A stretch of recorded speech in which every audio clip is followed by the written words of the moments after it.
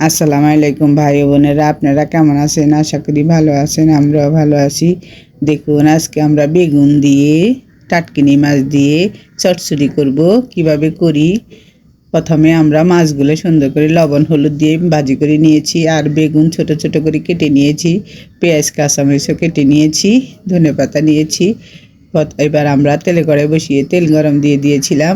এবার পেঁয়াজ কাঁচামরিচ দিয়েছি, দিয়ে হাফ চামচ লবণ, 1 চামচ গুঁড়ামরিচ, হাফ চামচ হলুদ, আর 1 চামচ রসুন বাটা, এই মশলা দিয়ে আমরা রান্নাটা করব।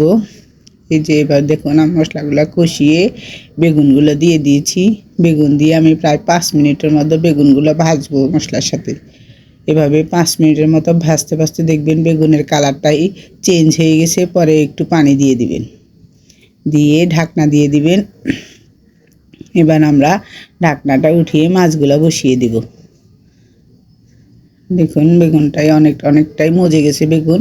এবার আমরা মাছ দিয়ে দেব, একটা একটা করে মাছ আমরা বসিয়ে দেব, দিয়ে আবার ঢাকনা দিয়ে দেব।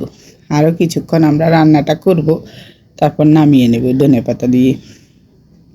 দেখুন, আমাদের রান্নাটা হয়ে গেছে, এবার আমরা নামিয়ে নেব। এর ফাঁকে আমি আরও 2-1 বার নেড়ে দিয়েছিলাম। আপনারা এভাবে নেড়ে দিবেন, নাহলে নিচে দিয়ে লেগে যেতে পারে। দেখুন, আমাদের টাটকিনি মাছ আর বেগুনের চচ্চড়ি হয়ে গেছে। আজ এ পর্যন্ত। আল্লাহ হাফেজ। আমাদের চ্যানেলটা সাবস্ক্রাইব করে দিবেন, লাইক করে দিবেন, শেয়ার করে দিবেন, ফেসবুকে ফলো করে দিবেন।